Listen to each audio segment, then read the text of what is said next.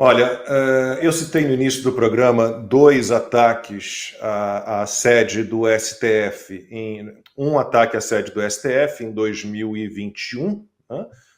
Jogaram tinta vermelha, que estavam revoltados com a condenação do Lula. Houve o ataque também, citei lá no início, ao prédio da Carmen Lúcia, né, em Belo Horizonte, também usando tinta vermelha, petistas, chegaram em 3 ônibus, atacaram o prédio da Carmen Lúcia, e a Ana colocou no nosso grupo aqui mais um caso, esse de 2016, em que nesse especificamente a estátua em frente ao Supremo foi atacada, foi manchada de sangue. Franco, não sei se você pode colocar a imagem, está aí, ó. É uma questão sobre uma decisão sobre aborto, a turma que defende o assassinato de bebês não concordou com a decisão do Supremo na época, atacaram a estátua, não deu em nada. Não deu em nada. E o Marcelo Santos fez aqui um superchat para a gente, e ele também falando do caso que eu trouxe lá no início do programa, do ataque à estátua do Borba Gato em São Paulo. A estátua foi incendiada, 3 pessoas foram julgadas por aquele ataque, né? Entre elas o Paulo Galo, ele foi condenado a 3 anos de prisão em regime aberto por incendiar a estátua do Borba Gato em São Paulo. Isso foi em 2022, mas a pena foi convertida em prestação de serviços comunitários.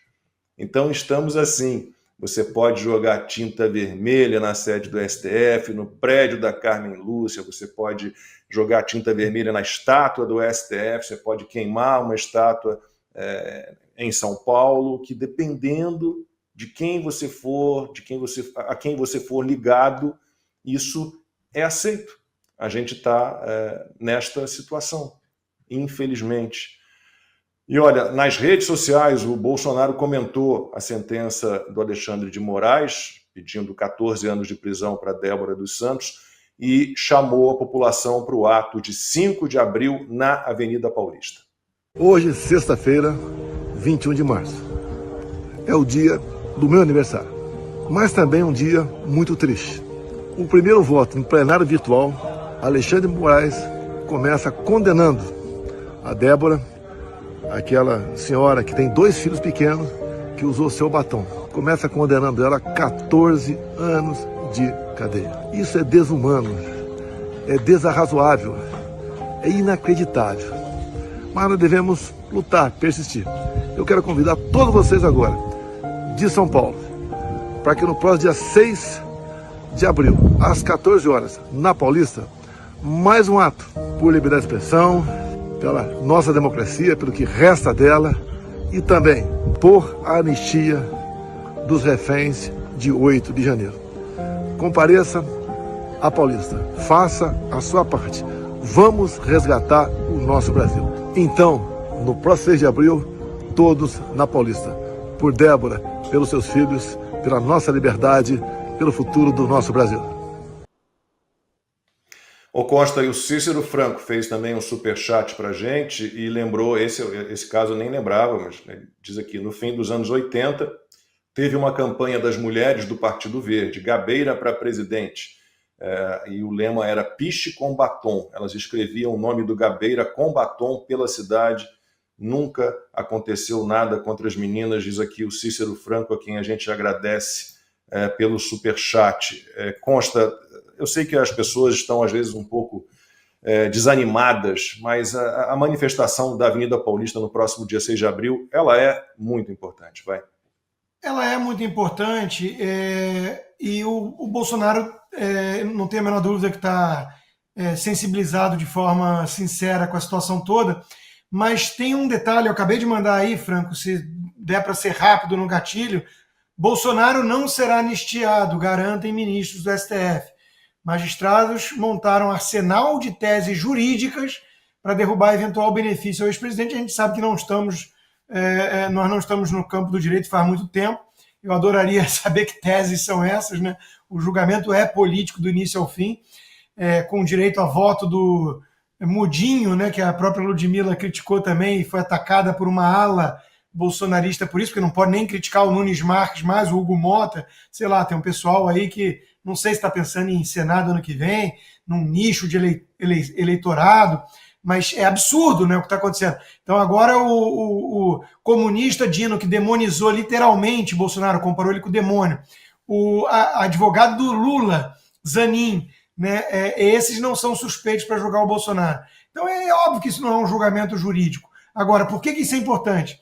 A professora de Direito, Érica Gorga, tem batido nessa tecla, né, de que tudo, eu até gostaria de ouvir a Ludmilla sobre isso, mas tudo tem que ser uma tese geral. A anistia da Débora teria que envolver necessariamente todos os envolvidos na questão do 8 de janeiro, inclusive o próprio Bolsonaro, e eu mesmo tenho dito que eles estão pegando a Débora para poder ter um pretexto para pegar o Bolsonaro com uma cronologia na narrativa deles de golpe, né? Então, se for isso, de novo, é complicado, né, entender que a anistia, eles não querem liberar o Bolsonaro, então eles vão colocar tudo no mesmo saco. Agora, o que fazer diante disso? Ninguém tem a resposta.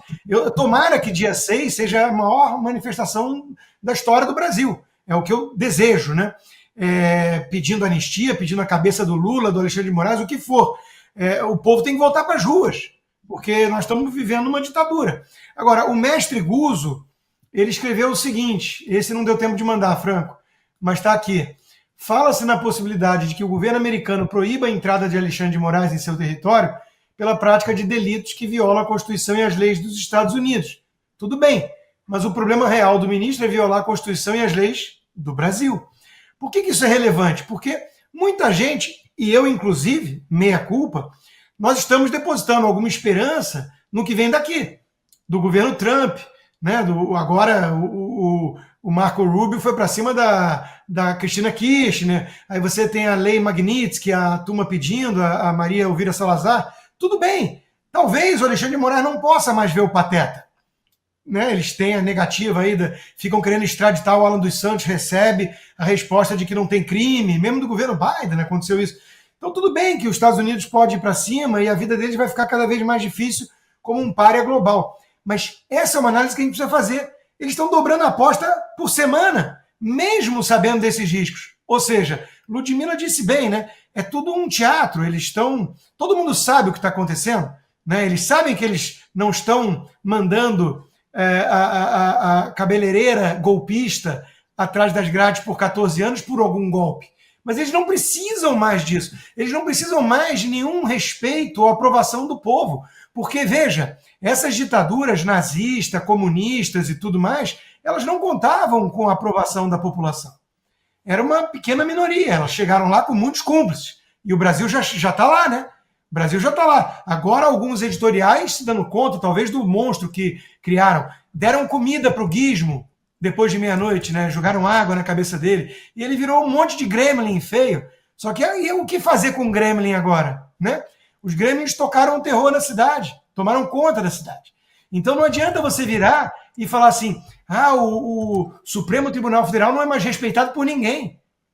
Eles não precisam mais, se eles viraram uma ditadura, se o Brasil já é Venezuela.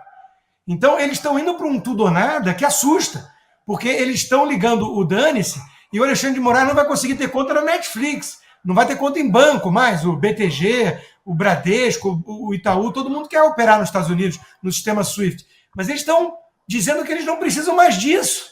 O quão assustador é uma coisa dessa? E aí vem o Tarcísio, a turma do Tarcísio, falar em estratégia de 2026, uma estratégia eleitoral. A Damares, do partido do Tarcísio e do Hugo Mota, está elogiando o Hugo Mota, porra! Essa é a nossa oposição de direita, caceta! É sério? Fica a pergunta.